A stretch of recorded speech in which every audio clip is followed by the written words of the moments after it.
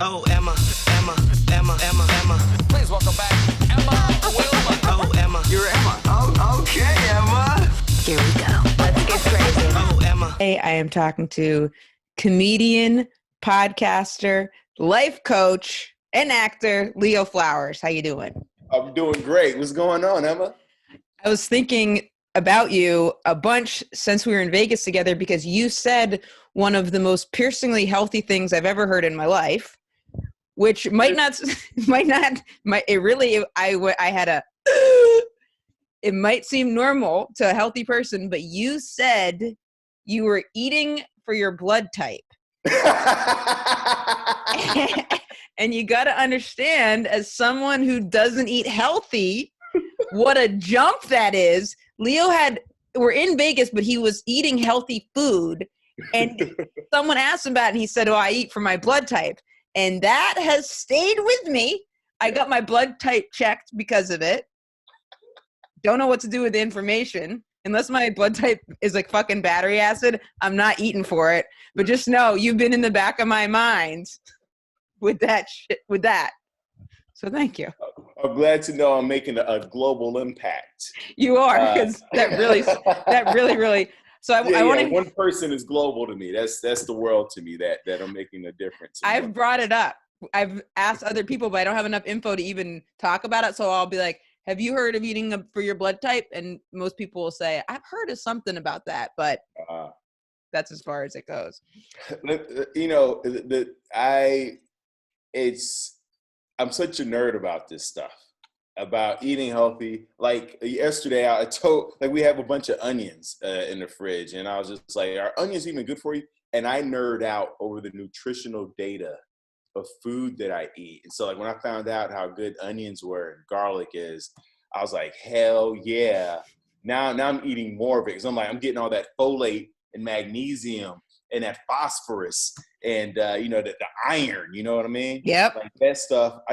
We went to the farmer's market and I got fava beans. Ooh, like in Silence of the Hannibal. Lambs. Yeah. Oh, so good. Really? So good. I had no idea. And so nutritious. I mean, of course they had 20% fiber, 18% calcium. I'm a nerd for this stuff. Didn't Hannibal Lecter like that because didn't he think it tasted like brains or something? Yes. Yeah. Which, by the way, I would try. I would definitely.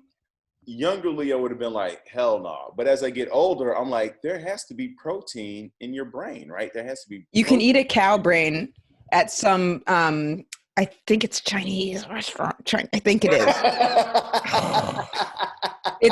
It's under the Asian umbrella. It's not Japanese, but I was at a Chinese restaurant and you could have cow brain, and you can eat. I don't like anything like liver. I don't like liver. I don't like the texture of liver. Yeah, the texture was real gross. But as I'm getting older, I can't like even red meat. I'm starting to. We don't vibe the same way we used to. Really? I don't know what it is. Even though it's part of like lamb, goat. I'm blood type B for the people who are like, well, what's this blood type? I'm blood type B. So blood type B, we could eat like goat, lamb, bison. Is blood type B a popular one? Is that a common blood type? No, the common blood type I think is A, B, or O, or B. I think A is. There's only 4 blood types. Oh, see, I don't know. So I was like, oh. I know it's not B. I want to say O is the most popular. Oh, really? I've never donated blood, so that's sad to say, but I would know that if I had. And you probably got good fucking blood.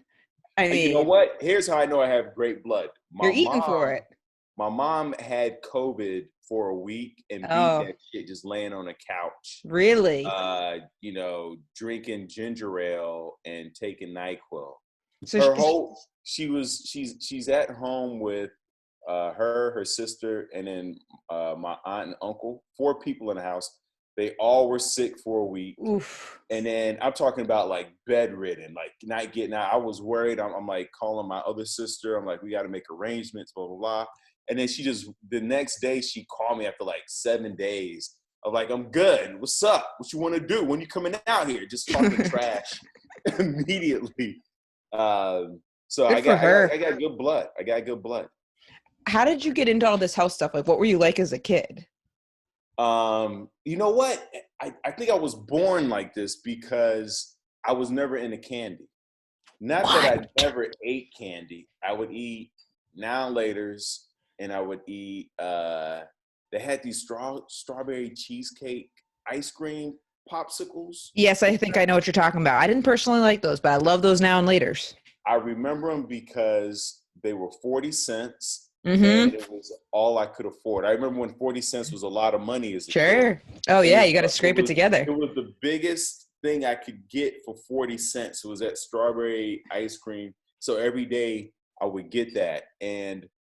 But outside of that, I was a meat and potatoes kind of kid. Huh. I wanted burgers, fries. I wasn't about M&Ms. Halloween was nothing for me. Like I Really? excited. I wanted, if you weren't throwing like Polish sausages and gyros and like beef tacos in I wasn't interested. I'm not. Then you'd be out hustling for it. You're not even dressing up. You're like, fuck nah, that. I'm not dressing up for Twizzlers. You know what I mean? It's not going down.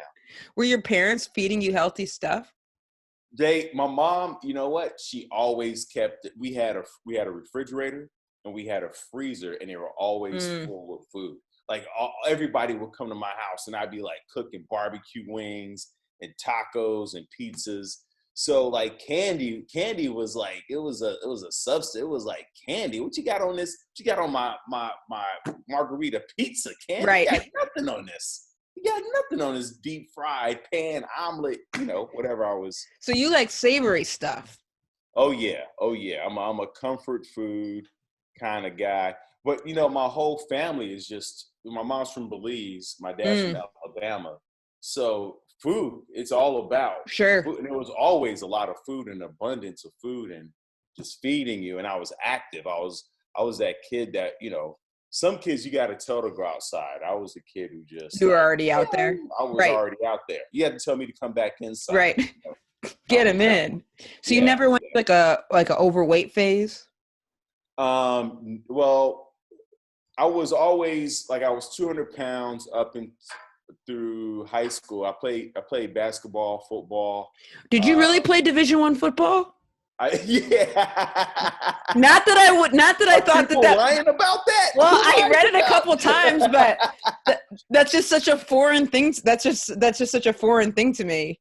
And did you think I was going to admit that? Do you think I was going to admit that I it wasn't. lied in front of your millions and millions? Right. Right now, you think this was get the exclusive. You're going to have like a Walter Cronkite.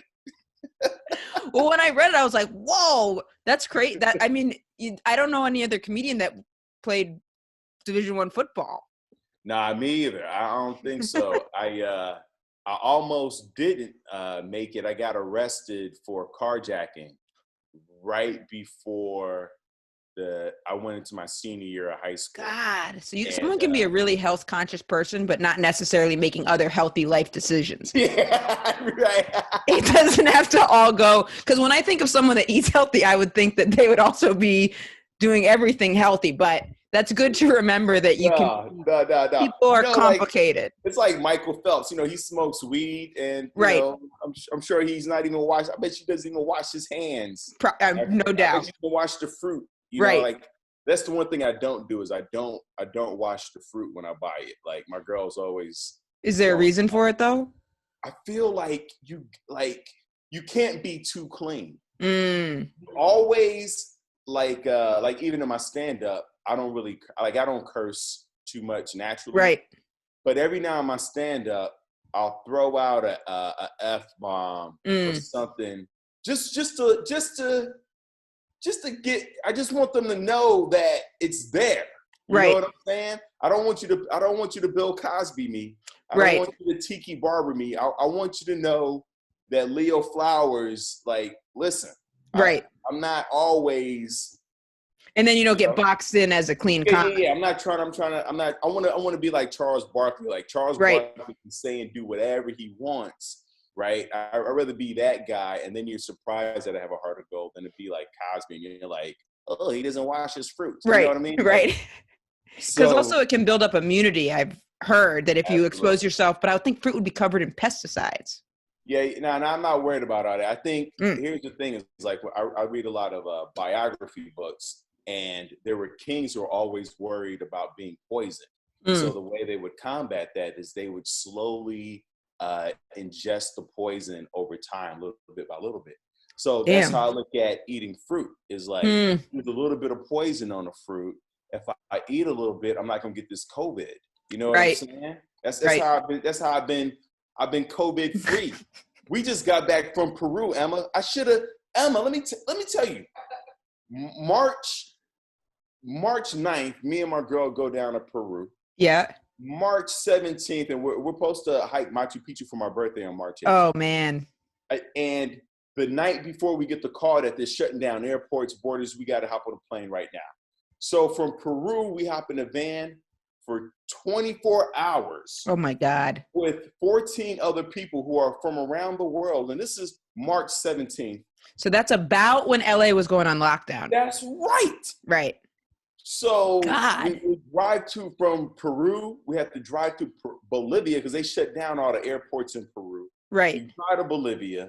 We're in an airport in Bolivia for 12 hours. We get on the plane. That plane takes us to Miami. We're there for another 12 hours. Then from Miami to LA. And then from LA, I'm in San Diego. What I'm saying is I should have the COVID.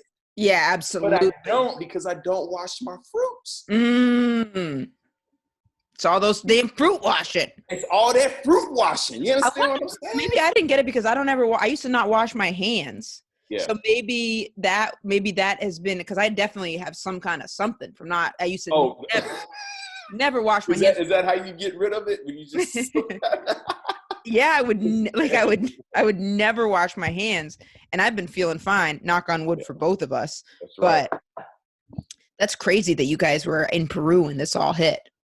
You got to get a little dirty. You got to get your hands in the muck. Jesus walked amongst the people. What was the carjacking?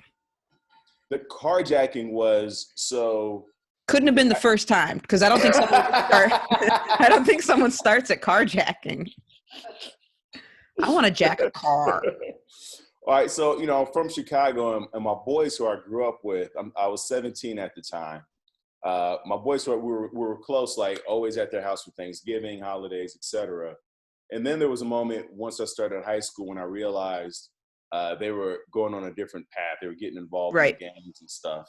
And I was like, I'm not about that life. Good for you. And so we hadn't talked in years. But like I said, we've been that close for so many years of our youth. And so right before I going into my senior year, they hit me up out the blue, like, "Hey man, we're downstairs. You want to hang out?" And I hadn't seen them in so long. It was right before summer hit, and I was like, "Yeah," it was like a Friday night. Run down. It's me and all three of my boys who I grew up with, and we're just and they had all stayed friends. We had all stayed friends, stayed connected, and we're driving. Cop pulls us over. I'm thinking no big deal, right? Maybe whatever. Tail light busted. All right, cool, whatever. And then there's that long pause where the cop's in the car for too long, and you're like, damn. Is your friend freaking out? Say what? Was your friend freaking out? I couldn't really tell because in my head, I'm not worried about anything. Right, I'm young. right. I'm like, whatever happens, Leo Flowers is going home at the end of the night. Right. Then he comes back and he's like, we need y'all to step out the car. So now I see them a little nervous and I'm cracking jokes. Like I'm always like, whatever. And then they put the handcuffs on me and I was like, oh shit.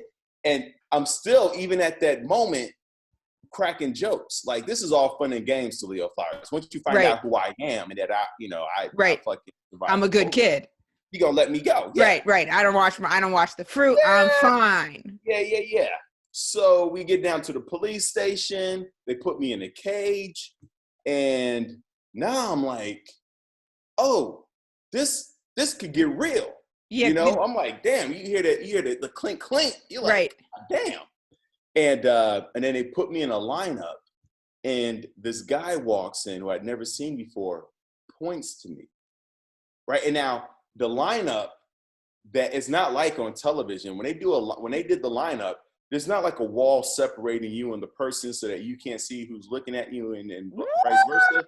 You're in a room, with like 10 other dudes who just got brought in that night. And then he just walks in the room and they like point him out. And he points to two guys. He points to the three guys that I was with. And then his finger's still moving. He goes, and him. And I was like, what the?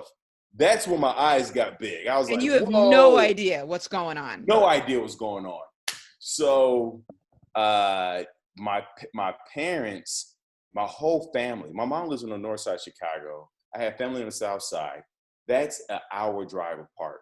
My entire family comes together, comes down to the precinct to bail me out. I had 20, I felt like Malcolm X. Right. Like everybody came in and they bailed me out that night. Well, they must have been shocked because they must have been like, what is happening here? He didn't do something. I gotta say, because my family has been through so much in terms of, being from Belize, hurricanes, losing homes, infidel, like crazy stuff has happened in my family. I gotta say, there wasn't much conversation. It was like, really? Hey, yeah. My mom was like, "Did you do this?" And I was like, "Nah, I don't know what's really going on." She was like, "All right," and that was it. Did you still not know what it was all about? I still have no idea what's happening because my three other friends were 18, so they're with the adults. They had me by myself they put the kids in what's called a cage, meaning like it's for anybody under 18. And so fortunately that night I was the only juvenile in there. But thank God.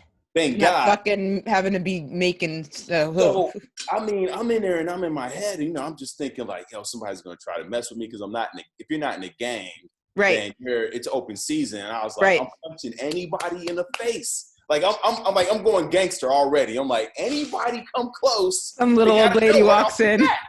Some little old lady with a no parking ticket. You just pop her and then you're like, what you need for? Nothing. Parking ticket. I'm revving myself up and pacing back and forth. And the cop who is right by the cage, he does like the intake and stuff. He's taunting me the whole time. Really? He's like, I know you in the gang. I know you in the gang. I was like, I'm not in the gang. He's like, we're going to find tattoos on you. We're going to find tattoos. He's like, I know you do drugs. I was like, I don't do drugs. He's like, I know you do drugs. And I started feeling sorry for him. I went from like being scared to actually like feeling sorry for this guy. Like this is what he gets off on. Sure. This is his life and you're a kid. I'm a kid. I'm like 17 and this is what you're excited about on a Friday night? So they come into the cage, like 5 other cops, the intake team, and they strip you down naked right there. And they're looking for tattoos. What gang are you in? They're looking for like needle marks and all that stuff. And they're like checking behind your ears. Why? What gang are you in? Because they wouldn't want to put you in a cell with like an opposing gang. Yeah, because they put you in a cell and they already know it's going to be a ruckus. Naked, like with like butt and penis bare. Say it again. Naked, like butt and penis out. Complete naked, right there in the cage. And like people are like, there's like the front door is there. It's like right at the front of the precinct. Like they don't give a damn, right? So. And also they want to know what gang you're in because then they want to know if they can press you for more information. Yeah. They can flip you. Right. Yeah, they can, right. Right. I watch the shows. I know. Yeah, you seen The Wire. I've seen The Wire. They got to get to the big guy. Yeah. So it turns out, make a long story short, we couldn't afford a lawyer. I had to get a public defender. My court date was 6 months from there. When did you have any idea what was happening? Like why they were doing this? So once I got out, it took a couple months to figure out what happened. But basically what happened is my buddies, they were in the gang, but they weren't the violent type. They were drug dealers. They just sold drugs. Not to say that that's better, but they sold drugs to a guy who was a crackhead. And the crackhead didn't have money. He was like, yo, I don't have money, but you guys can take my car. Yeah, not a licensed car dealer. Not a licensed car dealer. Yeah, there's going to be a problem. This was not on Carfax, ladies and gentlemen. There was no VIN number to. Right. So my buddies take the car, unbeknownst to them, it wasn't his car. Yeah. It was his mom's car. Ooh. Yeah, because crackhead. He not thinking. He don't give a damn. He's just trying to get that fix. Right. He's not even taking it from a stranger. He's kind of like a lazy crackhead too. He just took it from his fucking mom. Oh, his poor mother. That's awful. Yeah, how long did she have to take the bus to work after Right, that? because this kid. So your friends didn't know it was a stolen car either. No. Okay, so they're not there like, oh shit, we got to tell Leo that. So everybody's just totally confused. Everybody's in the dark. Mm. And so the reason I found out why the guy pointed me out is because it's Chicago. It was like close to the wintertime. It was cold. I didn't bring a warm enough jacket. My buddy had an extra jacket, so I put his jacket on. The drug dealer or the crack addict recognized the jacket. Now, why'd they bring the crack addict in? Because he's the guy who reported it stolen. So after he gives the car, he reported it stolen? Yeah, because he didn't want to get in trouble with his mom. What a fucking asshole. How crazy is this? That's insane. And also, wouldn't he be like code red scared if he gives them the car and then he's like pointing them out like he did it? Because he's a crack, like you like, to me and you, that's logical. Right. Crackheads are there and they're pure fight or flight. Right. They're all. He's gone. They're all Olympic system, right? So he points you out. He points me out, and so now I have a court date coming up, and I find out why he pointed to me, and I'm trying to figure out how to fight this. I don't have money for a lawyer. I use my public defender, who, by the way, is just like in TV. They don't talk to you. My court date was 6 months later. And the only time my public defender talked to me was the day before the court date. Damn. And she called me to say, plead guilty, and then just like hung up the conversation. I tried to call her back. She's too busy. The caseloads are up here. Right. Lists, right? Right. You ain't got time. Right. Plead guilty, click, right? So I show up, and this is where football saved. Here's the crazy 360 of it all. Here's how football saved my life. Is I go in, I get like letters from all my teachers, testing to my character. I give it to the court judge. I take my report cards. I have perfect attendance through high school. I'm like, listen, I'm in class every day. All my teachers love me. My coaches love me. And he's looking at the letters. I plead guilty. I had no choice. I can't prove my innocence. I couldn't. The thing is, the time it happened was right after I got off work. I used to work at Popeyes. I worked at Popeyes for all 3 years in high school. Good for you. And I got off at like midnight. Right? Good for you, because that must, for someone that likes healthy stuff, that probably made that kind of food a bigger turnoff. I can imagine. but don't be mistaken. I was loving that chicken at Popeyes. Right. It is good. I was loving all that chicken. It is good at Popeyes. I could never go back there now because I know how the sauce is made. Right. Yep. Literally. Yep. But I got off at midnight, and the carjacking happened at like 12:25 a.m. So okay, you could have been there. Time where I could have done it, so I could prove my innocence. Oh man. So I plead guilty, and the judge is looking at the letters, and he's looking at me, and I'm the only person in court with a suit. I've never been to court before. No, you can tell people who've been there a million times. Right. They're just in their hoodie. They're ready to go to jail. They're right. Like, Right. So, did you want to whisper to the judge? Did you want to tell him like, I actually didn't do it, I just pled guilty because she told me to? To be honest, I'm standing there, and I got my mom with me, the public defender, and I hate her, and I hate this whole thing. And they go, "What do you plead?" And I go, "Not guilty." Good for you. And the judge looks at my public defender and goes, "Talk to him." And she pulls me to the side, and she said, "Listen, I told you to plead guilty. If you don't, the punishment is going to be 10 times more severe." And then she pulled me back in front of the judge. That means that the public defender and the judge had already talked about this case. Right. They're just trying to bang it out. Yeah, Guilty. So I go back in, and I'm like, all right, guilty. And then I go, and I pulled out the night before the court case, the day before, I get a letter from Penn State. Wow. Saying that they wanted me to play football for them. Oh, God.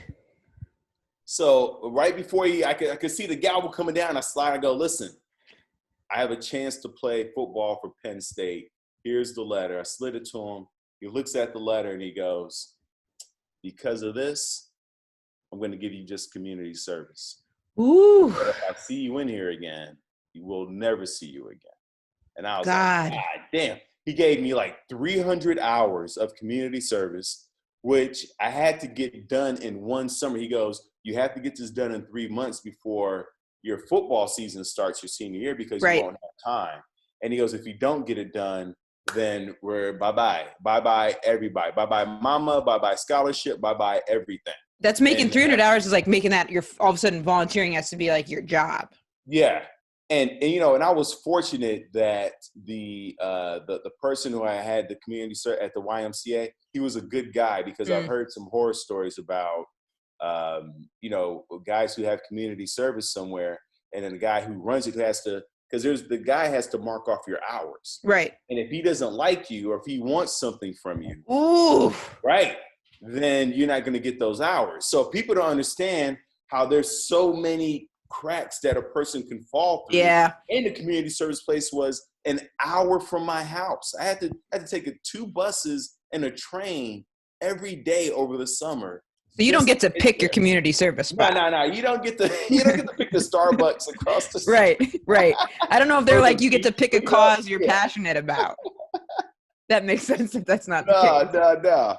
So it was crazy. And so what was crazy for me is later on when you heard about what happened at Penn State and the whole Sandusky thing, and right, and people hate it. And I was like, I got mixed feelings about Penn State because that happened before you went there. Yeah. It saved. They saved my life. That was the first college letter I ever received. Thank God on the timing of that too. You don't Thank God. Understand. Yeah, that's the universe like intervening with that. There was like a miscalculation. It shows too that with all those cracks, if there's just one bad egg in, they give so many different like options for there to be one shitty person to make the whole thing crumble, and then someone would have no voice to say because they're not going to be believed. Right. There's like, it could have been the guy didn't like you. Just so many people. So I'm thankful for that lesson, that I got that lesson early. Sure. Because it taught me to like trust my instincts about who to be around, who to not be around, and like how the circle of people that you surround, how that can have a huge impact. 100%. Yeah. What happened to those friends? It's crazy is so my one of them was like my main best friend. Like he was like number 1, number 2. And few years later, after I've been in college, I find out that at the age of 19, he was homeless because of schizophrenia. Damn. Did you know that I had no, he was this, you know, and you know, this is not talked about a lot, but in a Black community, a lot of African-American men, but most people who are hit with schizophrenia are hit like early 20s, 19, early 20s.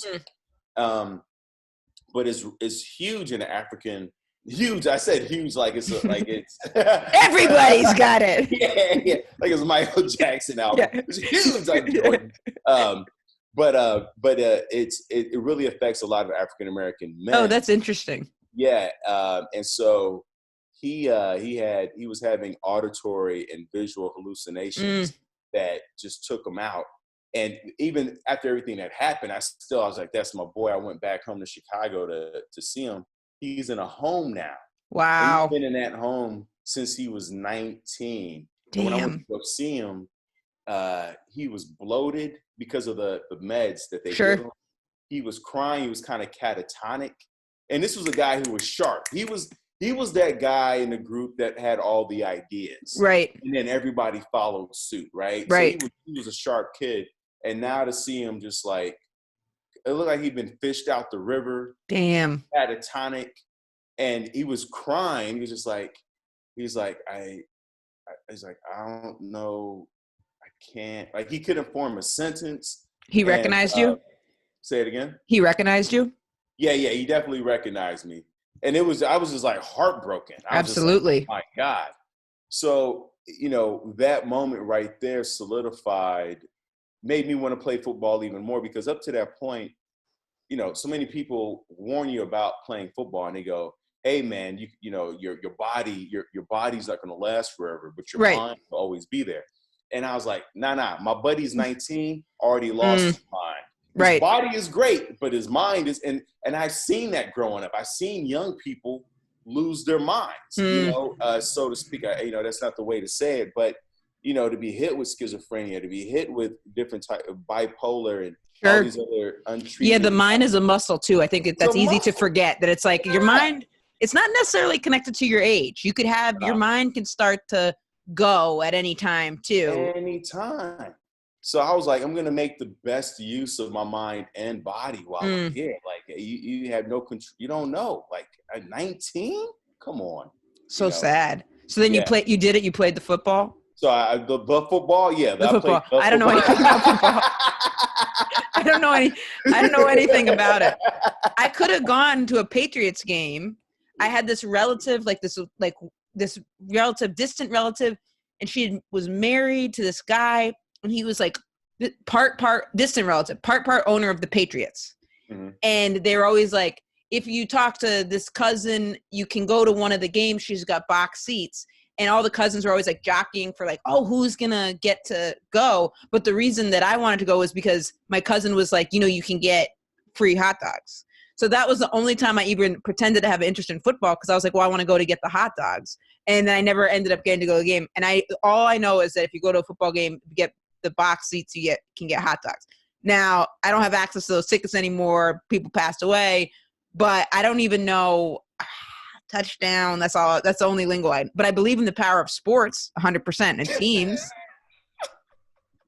But I don't know anything about the game. I know it's a lot of work to be a college athlete. Or did you spend all your time focusing on football, or were you able to do your school too? Hold on. I want to know what else you'll be willing to do for hot dogs, though. Nothing. Now nothing. Like, now nothing. Is that I still love a reward hot dogs for you?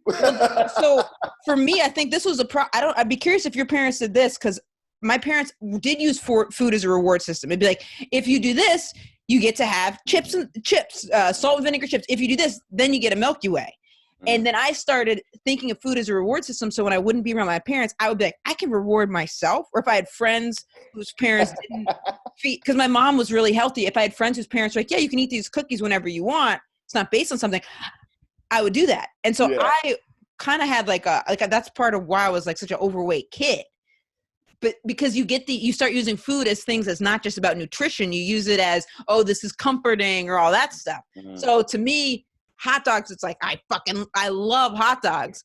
Now I associate food very closely with feeling depressed, feeling sluggish, but I still don't know necessarily how to eat all the stuff. I bought a book on how to eat for your blood type after you said that. Haven't read it. Get the audio book. Just download the app. You don't have to read. Just get the app. I got to do some kind of because I really do believe in that. When did you start studying nutrition? Like, where you're like, okay, I want to nerd out on this. I think I have always been into food. I guess the inception was playing football, because practice is you're practicing in 100-degree heat, right? You have on 50 pounds of equipment, and you're out there for about 3 hours. And so my first foray, I never used that word. Into nutrition was hydration. And because I remember guys would be drinking sodas, after practice or before. I know practice. That's bad. And that's a big. That's like, yeah. So it's a red flag. That's a red flag is what that is. Yeah. That's like level 1, where you're like, because that's like number 1 on how to be healthy. Stop drinking soda. Cut it out. It's cut it out. Bueno. No good. Because you learn because caffeine dehydrates you. So we're already losing thousands of gallons of fluids in a practice. So they used to weigh us in college. They would weigh you before and after practice. That's how much fluid people were losing. And you would see guys lose 20 pounds of fluid in one practice. Practice. Yeah. So the last thing you want to do is drink soda like that. Right. That to me. So that was the beginning of me looking at food as to be used in terms of performance. So like what to eat, what not to eat, and when to eat it. And so I just cut soda out, period, because in my head I'm like, I'm always training for football. There are no days off. I'm never not thinking about and training for, preparing for. Did you want to go pro with the football? Absolutely. I mean, that's the. You know, in high school, like I'm in the newspapers. I'm like MVP. I have, trophies. Taste of celebrity. I got the stickers on my helmet. You know, right. Like I'm the man. I'm the guy. Right. I'm the guy. It's you're a local celebrity when you are a local celebrity. Yeah. This is right. This is what I do. Right. And Penn State is calling your boy. Right. And so yeah, in my head, I'm like, I'm going pro. I got the sack record. I'm killing the game. What's the sack record? Sack record. It means how many times you tackle the quarterback. Like okay, nice. What position did you play in football? Tackle and then defensive end. I heard a defensive end. So I'm on a line basically. So the guy's running and they're like, Leo, get him. Fuck. I heard I know about defense. I know about that. I gotta watch a fucking football game. All right, I play defense. That's all you need to know. Because the guy's coming through, and then you're like, "Not today." Yeah, not today. Not today. And then you tackle him. I'm security, basically. Right. So you're not the one where they toss it to you, and then you're grabbing it and you run and make the touchdown. Okay. No. You're tackling. So I'm tackling. Yeah. I'm the buck stops here, but right. You know what I mean? Like, right. Yeah. That sounds fun. Yes, I'm TSA on the field. Yeah. What you got? What you got in the bags?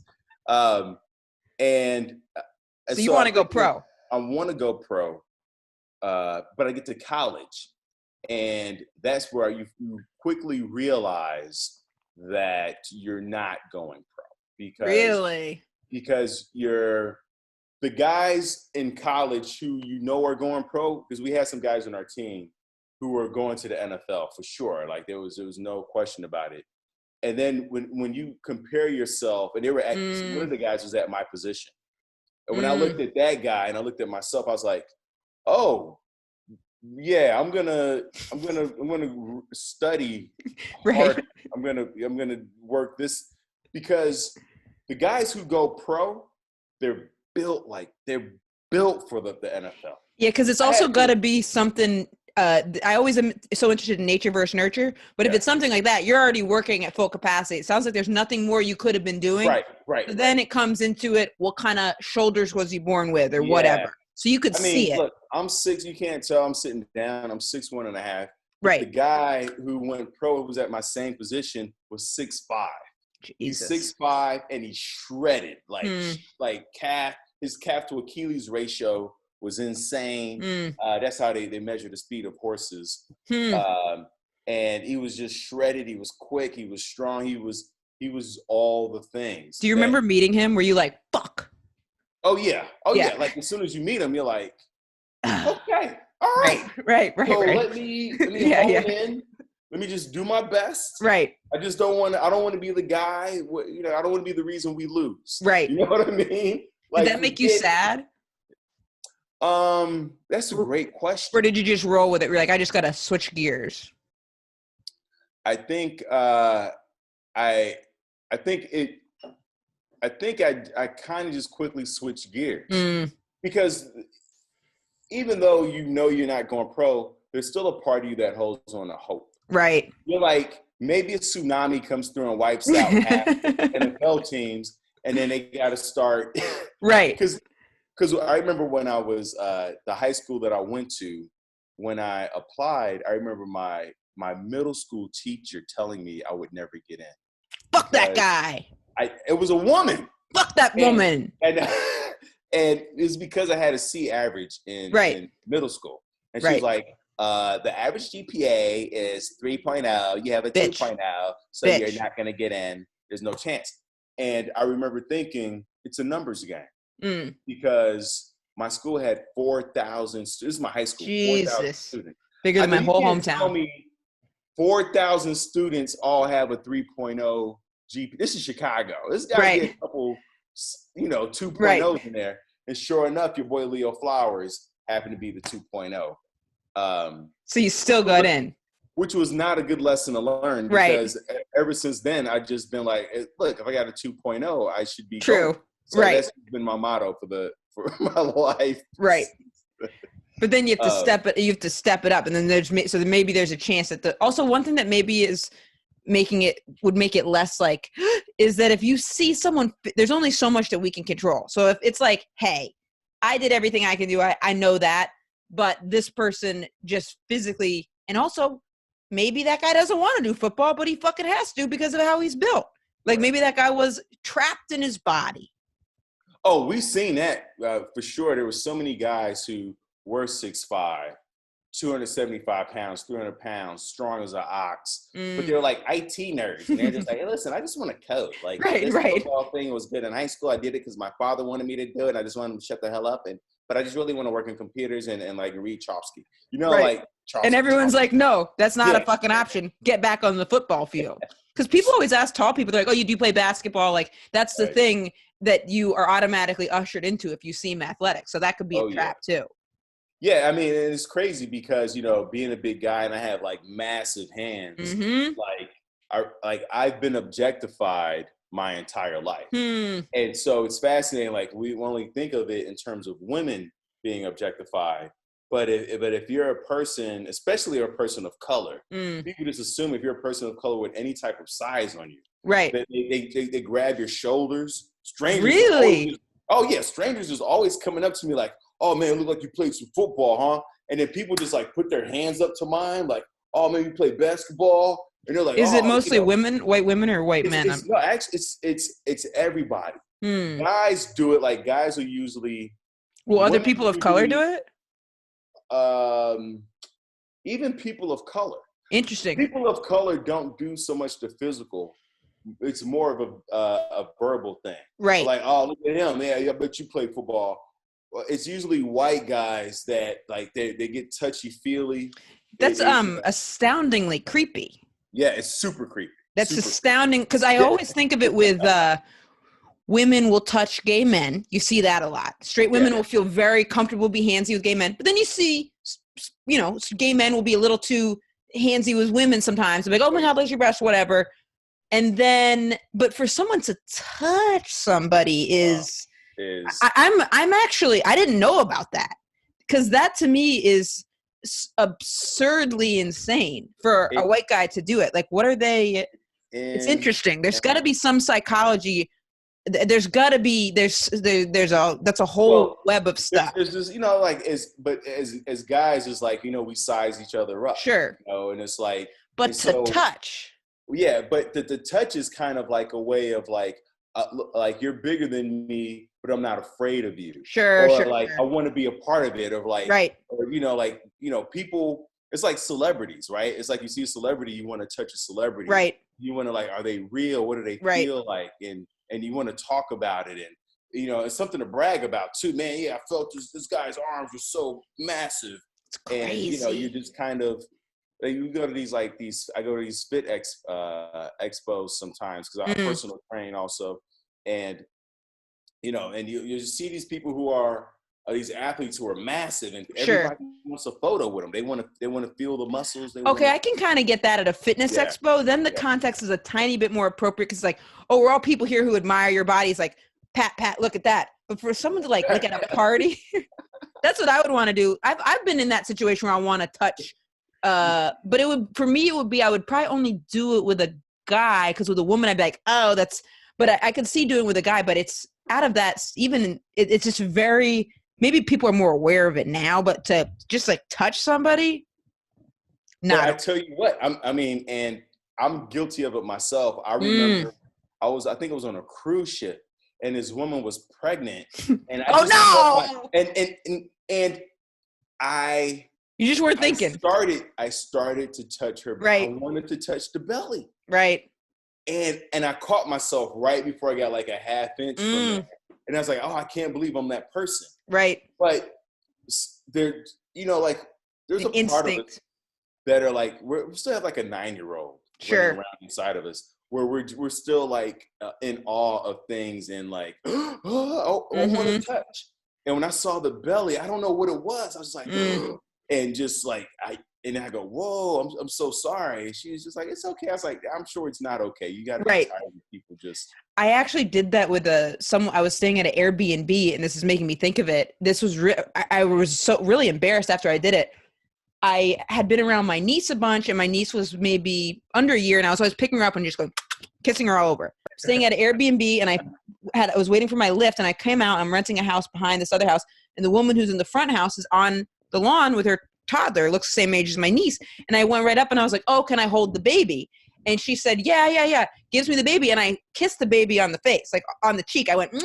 And then I was like, thank you so much. And then as I was handing the baby back, I was like, that was inappropriate. Yeah. And I told my girlfriend at the time I did that. And she was like, you can't do that.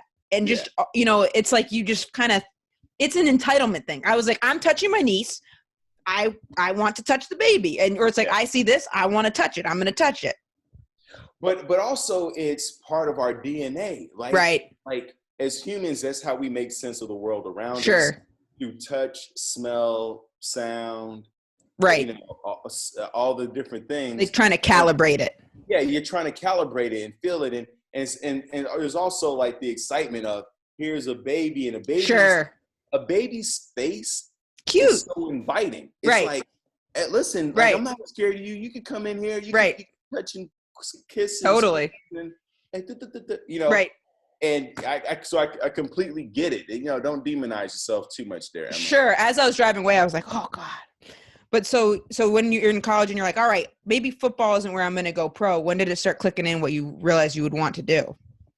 Were you even thinking about comedy? I was a psych major. Actually, I hadn't. Well, to backtrack a little bit, I had always been interested in, I don't know if performance is the word.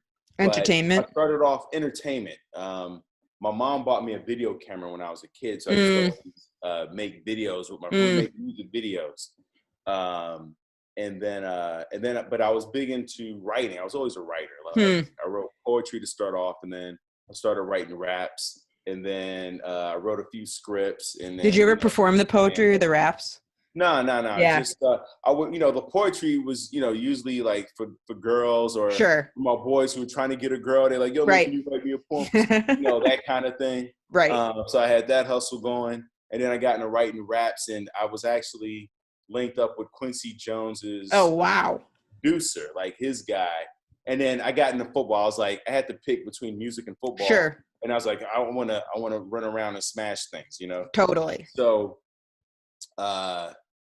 once I was in college and I was like, all right, football can't be it. I decided to get my master's in psychology. I had always been a person who people came to for advice. That's why now I life coach. Right. But at that point I was thinking about becoming a psychologist. So, a lot of psychologists and therapists have a problem with life coaches. Did you know about that? Oh yeah, for sure. Okay, so I found that out when I was dating a therapist, and I was doing morning radio, and we used to always have this life coach come on, and I hired a life coach years ago. She was great. The life coach came on, and she had some nugget of really good, just one of the like a zinger, like and it was probably like a stock self-help thing, but it was a good one. Well, what the fuck? I wish I could remember what it was. I don't remember what it was, but I was telling my girlfriend about. She said it and she was like, life coach. And I thought that was just her. And I mentioned it to another woman I know who's a therapist, and she was like, fuck life coaches. They don't have any oversight. That's what their problem was. They're like, us as therapists, we have to check in with a supervisor and run everything by them and make sure we're in a good place to do this. Life coaches don't have to do that. That said, people probably shouldn't be treating a life coach like their therapist. So if someone's doing that, it's maybe I don't know exactly. It's that I would imagine is where the problem is. Like, you can't expect a life coach to help with your childhood trauma necessarily, but maybe they can correct habits that are stemmed from it. Well, here's why I got in a life coach, right? Is that like I said, I got my master's in counseling, and I was counseling inmates and married couples. Wow. And I had a client who had inmates. Say it again. Inmates, were they like life inmates, or were they people that were in there temporarily? Well, this was a jail that I was Right. going to, and some of them were waiting for sentencing. Mm, Somewhere in there for murder, rape, uh, God. robbery. They were in there for all the things that people go to jail for. Right. So I'm talking to these people, and they, like I said, a lot of them hadn't been completely sentenced yet. Right. Um, so I'm talking to them. I'm talking to married couples, and I had a kid come in. He was 19 he was 18 or 19. Oh yeah, he was 18 because he was applying for college, Mm, and he had tried to end his life a mm, couple times. mm. And after working with him, I said, the boundaries for counseling of what I can do as a counselor are for me, it felt too restrictive Right. for because I'm an athlete. I'm a very physical person. And so when people are coming to me with depression, anxiety, and all these different mental health issues, there is a movement aspect to it. Right. There is a kinesthetic antidote in Mm, there, and there's also a nutritional ingredient that's missing. absolutely. So basically, I'm talking about, like, let's look at the 360 of this person. How are you moving? What are you eating? How are you sleeping? And what are your relationships like? What's your do you Yes. feel connected? All these different things that really matter.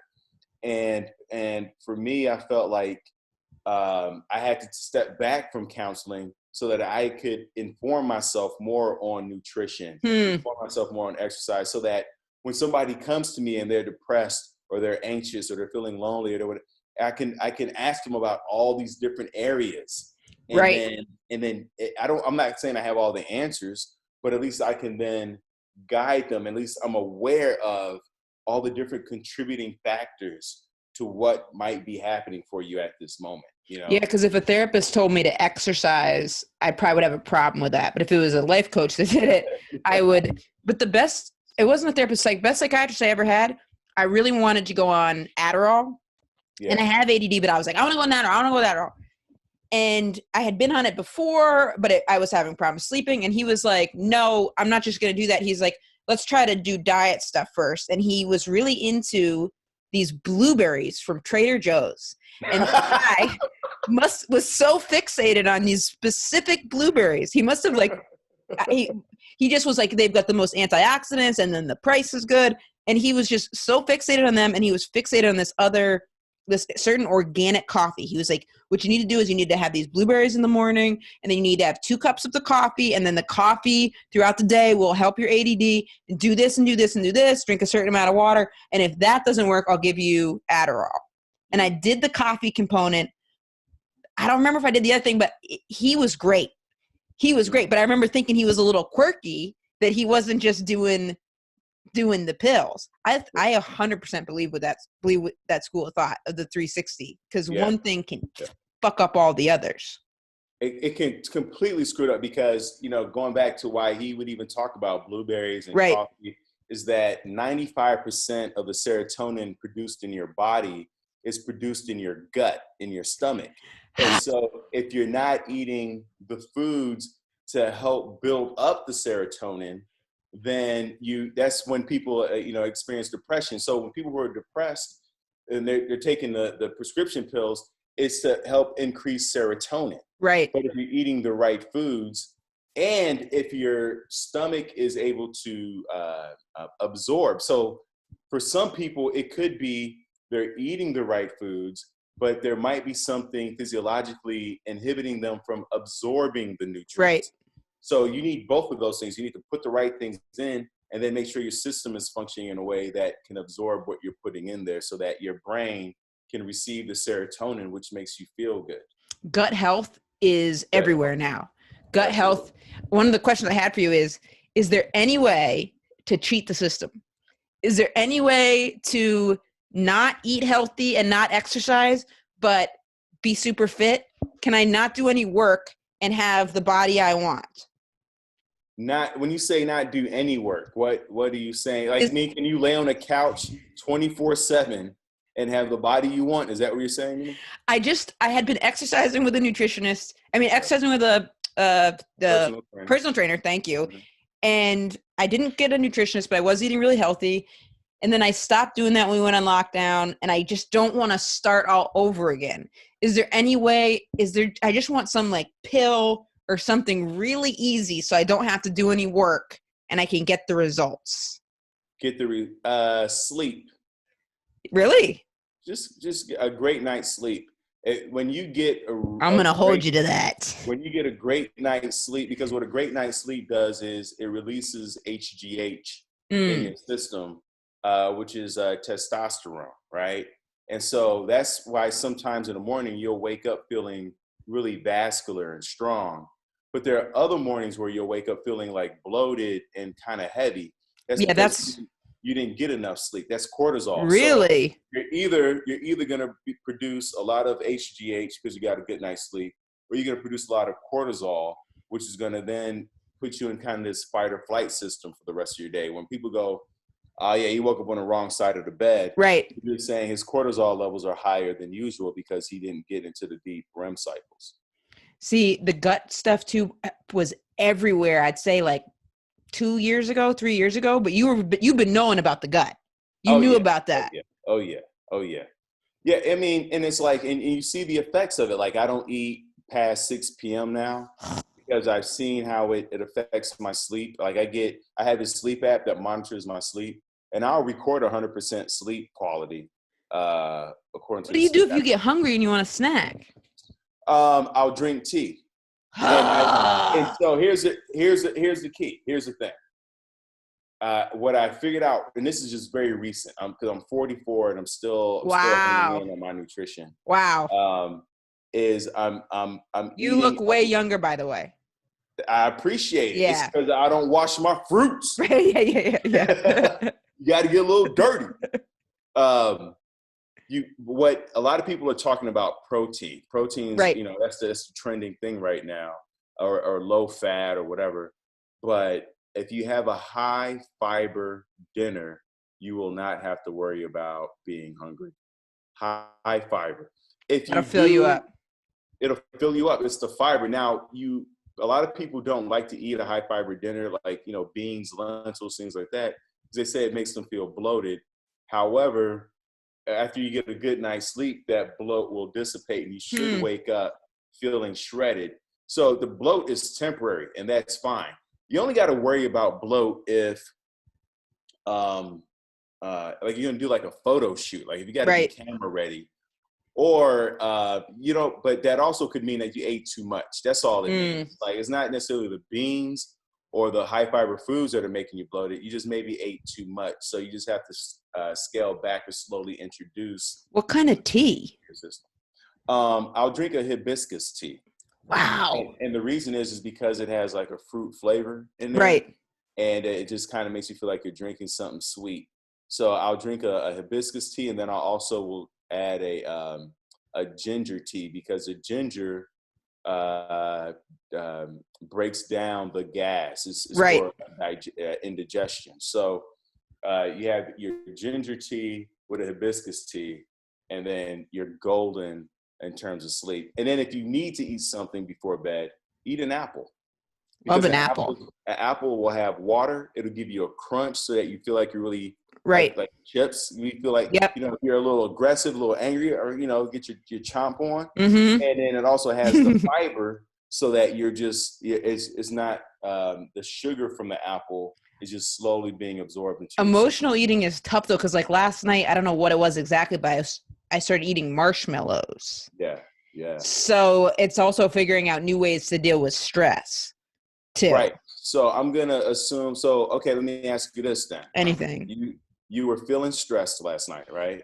And that the other thing too is like, I guess Lord knows about what, but for some reason I just went in and was grabbing at marshmallows, and then I put them in my pocket, and I knew I was having too many because I put them in my pocket. So my girlfriend couldn't see how many I was having, because I was eating like a weird amount. Like I ate like pretty much most of a bag of marshmallows, and I don't feel good about that. I don't do that often, but like that's a behavior I would like to change. Yeah, it sounds like you had some feelings of shame around it. Yes, of course. Because it's such a whole bag of marshmallows that's so unnecessary. But that's what I wanted. What you wanted? What's what I thought I wanted. I wanted to have as many marshmallows as I wanted. As I just wanted to have as many as I wanted and not have to then deal with then feeling shitty afterwards. I was thinking about only that moment and not the long-term effects. Or I was going, fuck it to the long-term effects. Right. You're kind of like in that fight or flight. You're like now. Yeah. Do you ever have women get uncomfortable with how much you know about nutrition? Like, do people get self-conscious? Do people get self-conscious around you? Like, if they go to dinner with you, I have one friend who's really healthy, and if I'm out to eat with him, I feel like I'll order what he's having. He just gets chicken with, I don't know, like a vegetable or whatever. So I'll go, obviously I'm going to fucking have what he's having because he's obviously super, super healthy. But do people ever have a weird reaction to it when they know how much you know? Oh yeah, and I'll know that because they'll start talking trash. They'll be like, "Oh, really? this is so healthy." I remember I ordered an arugula salmon salad at a bar, and this girl was like, "Look at this old rabbit food eating," and I was like, "Rabbit?" I was like, "Last time I looked, bears eat, salmon." Right. And lions, like, what are you talking about? Like, you clearly don't watch the Nature Channel. And so I find that, like, people who talk trash are the ones who are actually envious. So it doesn't bother me. Like, when they start piping up, I just kind of sit back and let it roll over me because I know that there's a part of you that wishes that you would, step up and put yourself first. Yeah, put yourself first. It's like, I'm not here for your enjoyment or your pleasure. Right. It's like, if you really love what you're about to eat, then you would have nothing to say about what I'm eating. So, I feel bad for you, Yeah, you shut her down quick. Yeah. But I didn't say that to her. I just didn't say anything. I was just like, all right, whatever, And then they have nothing else to say. Right. I just don't feed into it, basically. Right. You're not doing the thing because a lot of times if people order healthy food, I've noticed they feel they need to justify it.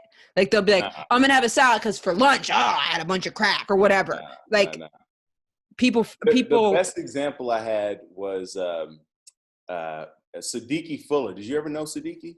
I know that name, but I did not know that person. He was a comic, and he was like 44, 45, and he was in incredible shape. Like, he was 45, and he every stand-up show he would do a double backflip on stage. He would end every set with a double backflip. That's not easy. And he was tall. He was like a mascot for, like, I think the Golden State Warriors or something like that. He was just super athletic, great guy. Passed away in his sleep. But anyway, I remember one day he was eating an entire pizza, but it was like one of those small, personal pizzas. Oh yeah, I'm familiar. And I was like eating a chicken salad or whatever. Right. And I remember I judged him. I was like, "What are you doing? Like, we just ran. We worked out." He goes, "Leo, look at this. It has vegetables on top. Mm-hmm. The crust is carbs. I need the carbs because they just worked out." He's like, "There's meat, so I'm getting my protein." Mm-hmm. He's like, "There's fat. I need the fat for my brain." He's like, "This pizza has everything that I need." And I pray he's right. I never judge anybody. I always look at everything as it has everything that I need. But then he died in his sleep. So he might be wrong. Then he died at 44 in his sleep. The pizza had everything he needed except insurance. Yeah, right. He didn't have insurance because he had some stomach issue, and he just didn't have the money to go. Do you think comedy makes it harder, or does it affect your path of health? Because stand-up is to not eat after 6 when you're out doing stand-up, that adds another layer to it. It makes it a lot harder, especially and then travel. When travel's involved, then you're on the road, there's a lot more prep involved. Well, so here's where you want to understand not just the rules, but you also want to understand the philosophy, right? So that you can be flexible in thinking and you can be adaptive, right? So this is why people fall off the wagon with their diets, is because the diet is like, eat at 8, 10, 12, have a Right. snack at 2, blah, blah, blah. But they don't understand the philosophy around it, so they can't adapt when the environment changes, right? So Absolutely. my thinking is, I'm always thinking like, I don't want to eat 4 hours before bed. If I'm going to bed at 10, I'm done at 6. If I'm going to bed at 11, I'm done at 7. If I'm going to bed at midnight, I'm done at 8, right? Yeah. So I'm thinking like, what time do I think I'm going to get to bed? And then what's the latest I can eat, right? So I'm changing it like that. Or if I have to get up early, or maybe I have a flight. If I have a flight from LA to New York, I'm not eating on that flight. Like that's when Really? yeah. I remember I did a show at the when I did what's that show they tape at the Comedy Cellar? Live at the Cellar, the Comedy Live at Central the one. Cellar, Yep. right? So I had to catch a red eye from LA just because of my schedule. I had to catch a red Right. eye from LA, land in New York, and I think I got in New York at like 8 o'clock in the morning. Mm-hmm. And then I think the taping was that night. And I was like, man, I got to be sharp for this thing, to take a red eye, land in New York, blah, blah, I'm going to be like all loopy. So I intermittent fast for 16 hours from the time I think I'll be able to eat when I land. So I landed in New York at 8, and I knew I wouldn't be able to eat till 10 a.m. because of, getting from the airport to the hotel and all that shit. So I counted 16 hours back. And I was like, I'm not going to eat for that 16-hour window. Emma, when I tell you I landed in New York, full steam ahead. Really? Back, ready to go. I could have hit I was chomping at the bits to hit the stage. I had one of the best sets of my life. There was nothing. I was on fire. And I ate paleo that whole day. So my carbs were super low. But 16 hours, that's a long time. It feels like a long time, but I just made sure whatever I ate at the beginning of the 16 was super nutrient dense. So I remember it was like salmon, sweet potatoes. I don't remember what the other Right. things were, but people think like you have to eat a lot of food. It's not so much a lot of food, is you want to make sure you have a lot of nutrient dense foods, Right. so that your body can feed off the vitamins and minerals and nutrients that are slowly seeping in there. And so 16 hours, when I tell you, Emma, I was sharp. I was like, I felt like a Navy SEAL.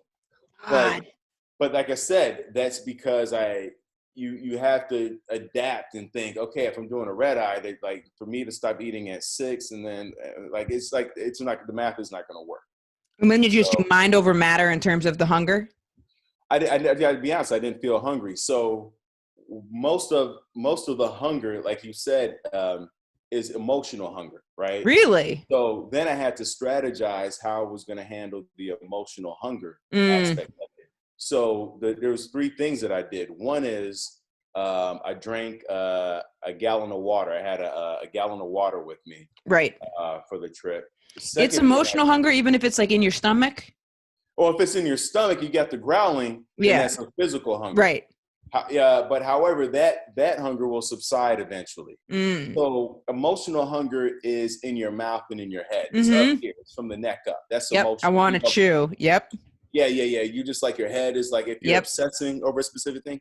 Real hunger, is if you could eat whatever. Like you're open to anything.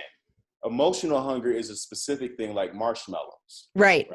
So a lot of people don't even know how to separate emotional hunger from physical hunger. Physical hunger, you're like, we can eat anywhere you guys want to eat. Let's go.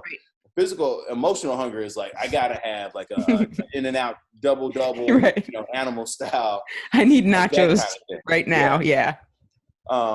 That's the truth. So, because it was a red eye, I was just like, I'm just going to try to get sleep.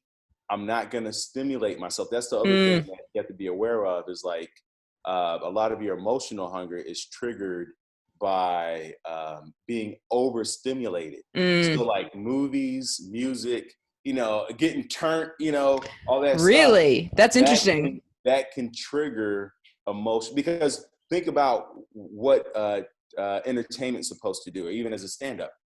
Our job is to create tension, right, and release it. Right. So think about if you're watching a 2-hour movie for 2 hours, it's creating tension, release, Yes.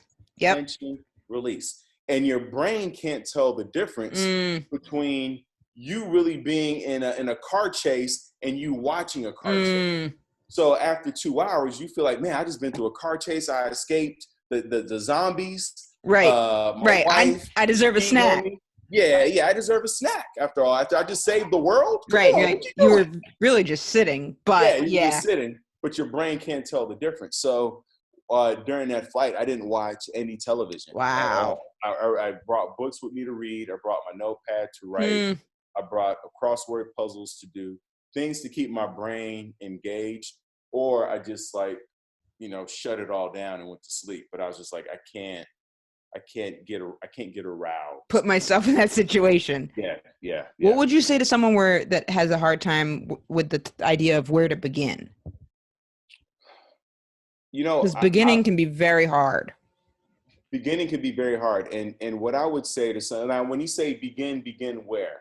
Begin being healthy. Like if someone's like, I think of it all the time with like any creative endeavor. And when I had this therapist tell myself, you always think that you have to start at the finish line, and then that prevents you from starting. Because beginning, to me, that is like the trick. That can be like, I was listening to some workout thing, literally listening to it while I was setting up something else. I'm doing something else, but I just said, I'll start playing a workout video. And so I'm not working out, but I'm listening to it. But while the guy's jumping around, he's like, the hardest part is just beginning, where to get started. And then figuring out where to begin. Like when someone comes to you and they're like, okay, I want to begin, but I wouldn't even know how do I jump over these mental hurdles of how do I even start on this path of trying to be healthier? To me, I always say start with feeling. So earlier when you and I were talking and you were talking about eating the marshmallows, right? So, and I go, how did you They were feel? organic, by the way. I had the organic. Yeah, I did. I did have the insight when I was at the grocery store that I got organic ones because my plan was to have organic marshmallows with this like keto hot chocolate. But then I didn't make the keto hot chocolate. I just ate all the marshmallows. So it was bad, and it was definitely bad. It was basically a vitamin, is what you're trying to tell. Yeah, basically, I should be the It was nutritionist. organic. It was gluten-free. It was It was. So I had my bag of marshmallows, and it was a big bag. It wasn't like a little bag. I've heard of those multivitamin marshmallows. Yeah. So I got to start with my feeling. So start with your feeling. And what I mean by that is a couple things. One is we get so caught up in how we feel, we don't ask ourselves how we want to feel. Ooh. Right? So it's and even in stand up, I'm going to go a little bit. That's a good one. That's a good one.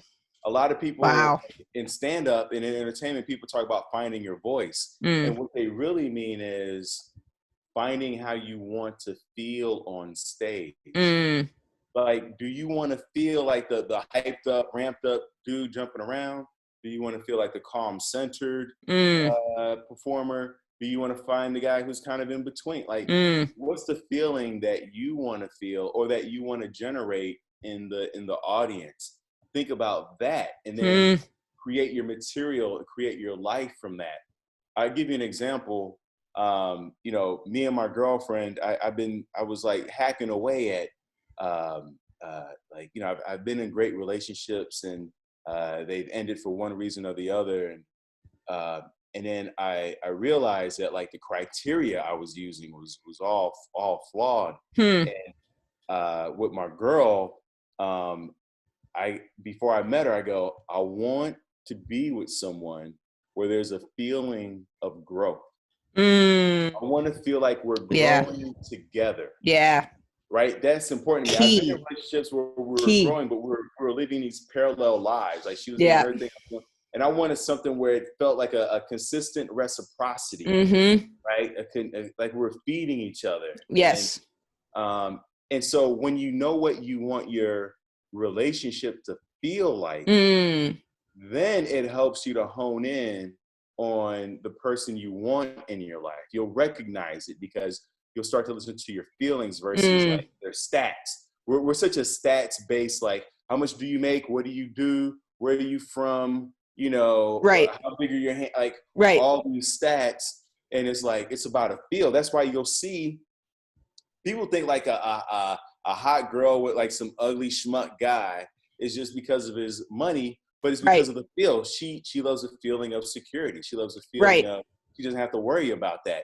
So we're at the end of the day, everything comes down to feel. I mean, that's why people tune into your podcast and love you so much, and you have such a admirable fan base, because you know, everybody, people who listen to you on my podcast were like, wow, she immediately, like, you feel like you make people feel like you're their best friend. Sure. Sure. And Appreciate and how many that. people have best friends? If you do a poll, especially as men get older, we lose friends, or, you know, we don't replenish. Women usually replenish friends, but most of the time men don't do that. So that is interesting. Somebody comes into the ecosphere and makes you feel like you're their best friend, then you have not just a fan for life, but a friend for life. And that's what's important. So going back to food and nutrition is thinking about, what is it that you want to feel? That's a good one, man. Right? That's a really good one. Thank you. Will you tell me about your podcast a little bit? It's quite a title. Yeah. That's a good title. See, part of why I did. No, I don't think you. Maybe you did at the beginning of the episode, but I don't remember now, probably because I've eaten so much shitty food in between. Seriously, I don't drink, so I blame that. But how did you find the title? My podcast is called Before You Kill Yourself. Yes, it's a suicide prevention podcast, and it was birthed out of three things. One is, I myself have struggled with suicidal ideation. Yes. I've called the 800 number a couple times myself. I've always struggled with depression, anxiety. It's part of why I have to be active. I have to get it out my system. That's my medicine. And the second reason why I did it is because as I'm getting older, I'm realizing how many people don't know how to take care of themselves. Yeah. Whether it's sleep, food, physical, emotional, especially we're not tapped into our emotions and how we feel, and even socially making friends and connecting with people and sharing our stories. And, you know, and so many people feel like they're alone, which is why people don't reach out for help. And I'm just like, so, but then the third thing that made me, in terms of that title itself, I was considering it on a plane with Stephen Briggs and Liz Mealy and Carmen Lynch. We were doing a tour in overseas in like Turkey, Italy, military tour, and we're coming back. And I was saying to Stephen, I was like, man, I'm thinking about starting a podcast called, you know, Before You Kill Yourself. I know it's edgy, and he's like, oh, I would listen to that, man. That title was great. And I was like, oh, I think that's too much. This lady who was 2 rows in front of us. Now, we're on a plane, mind you. Right. We just landed. We're on a tarmac. We're waiting. She jumps up out of her seat, turns around, and she's like, be careful what you're talking about. You don't know who's listening in. Bitch, you should kill yourself right now. She proceeds to say that 20 years ago, she was in a bathroom with a gun to her head. Yeah. Ready to pull the trigger. Sure.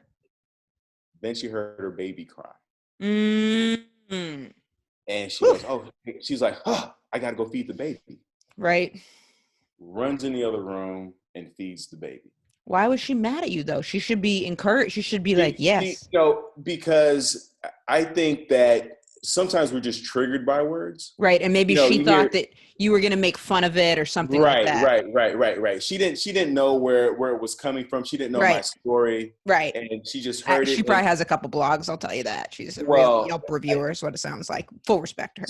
So I'll tell you the full story. But before I tell you the rest of the story, I want to put a trigger alert out there for anybody. Yes. Thank you.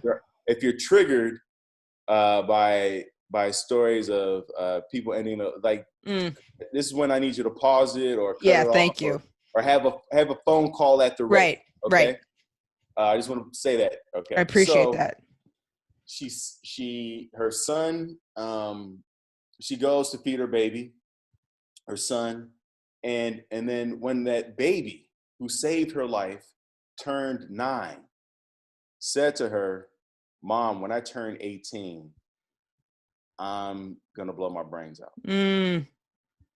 And from the 9 years old to the rest of that, she did everything for that kid. He said she was like in sports. He had like a 3.0. Everybody loved him. Okay, so what I accused her of doing, which was me saying she jumped too quick on that, so I did the exact same thing. Yeah. Hey, fuck that lady. I am eating my words. I apologize. Let me just finish the story, and I should have waited before I responded. This is my bad. And when her son turned 18, that's exactly what he did. Oh God. Yeah. And she said all this on the plane. Wow. And her husband is standing there frozen. And that's when he like puts his hand on her shoulder. He's like, "Okay, I think we've said enough now." You know? And so I was like, I have to do this podcast now. And that has to be the title, because the window between stimulus and response, as Viktor Frankl mentions in Man's Search for Meaning, is so small. It's seconds. It's seconds between somebody ending their life and then somebody feeding the baby. It's seconds between somebody jumping and somebody doing laundry. It's seconds. So it's like, hey, before you kill yourself, check your email. Before you kill yourself, iron your shirts for work tomorrow. Right. Like, take a shower, take a nap. Like, it's a small window. Something. It's something. It's such a small window. And so that's, I want the ideas that my podcast fills that gap and becomes that thought piece for you. Thank you so much for doing the show. I really appreciate it. Yeah. Where can people find the podcast, and where can they find all your stuff? If you go to leoflowers.com, or go to Thrive with Leo if you want one. Ooh, I haven't been to that. Yeah, Thrive with Leo. That's a good title. With yours truly. Thank you. And then you can, if you go to leoflowers.com, that links to all my things. But the podcast, Before You Kill Yourself, is on iTunes, Spotify, Stitcher, iHeart. It's on all the things. Such a good name, and such an important topic, because it is, and suicidal ideation is something that I think can get, people use the term, I'm going to kill myself or kill whatever. People say that and really throw it around. So it's an important thing to be discussing, because there's so much stigma around it. So thank you for doing that. Yeah, I appreciate it. And I don't know if it was a show you did with me in Vegas where I had talked about it on stage, but the number of men, because I talk about it on stage, of the ideations and feelings, and the number of very few men after a show will hug me, with tears in it. It's like a comedy show with tears in their eyes. I'm just like, that's it. Just very few men talk. I mean, this talking about mental health stuff is so gendered too, and the way that they like market things as feelings towards women, and it's like men just need to want this to get this, to have sex, and then get. Blah, blah, blah, blah, blah, blah. So there's a lot of places for cracks, and I mean, my dad said something about his feelings the other day, and it was so weird. He was upset. He was upset because I traveled during Corona. I drove. I didn't it was very safe. But he said, I'm irate. And he was really calm. He's a math teacher. He's like, I'm irate. I'm beside myself with fear. And I'm so angry. And I don't know how you could do this. And I'm so upset. I need to go. But there was like no emotion. There was just a raised voice. He, even in that, I'm irate, he couldn't even go, I'm really upset. It was just like, I'm irate and I'm beside myself. He couldn't. It's a lot to break through to men to get them to, also for them to hug. That's a big thing. That's like a real hug. Like get the whole, get all the hips, right? Let the thighs touch everything. Right. Get in there. Right. It's a tough. But shout out to your dad. Yeah. For even being able to label some of the emotions. Like most That's people true. know irate. Most people That's don't true. know, so for him to even be to mention that. I think he was scared. I think what the word he was looking for was scared. So he said irate. Well, maybe he really was just irate. He was like, and I'll do the same thing where I use anger as a descriptor more than like I'll say I'm scared about this, but that's a more recent thing because it's easier to identify anger. Absolutely. Sometimes, Well, because, emotions they're like an iceberg, right? Right. Where at the tip, what we see is the anger. But below that, always on the opposite side of anger is fear. Right. 100%. Always. So yeah. It's like when we start to click through the emotions and we figure out and we find out there's fear, there's uncertainty, and so, all right, so what are you afraid of? And then when we get to the fear, we usually find that the fear is rooted in some part of connection, whether you fear losing connection with people in your life or with yourself, but it's usually like a social connection that we're afraid of losing on some level, or our identity. It's usually rooted to a fear of loss. Absolutely. Yeah. Absolutely. Well, thank you so much, Leo. I appreciate it. Thank you, Emma. This was incredible. Yeah, I appreciate it.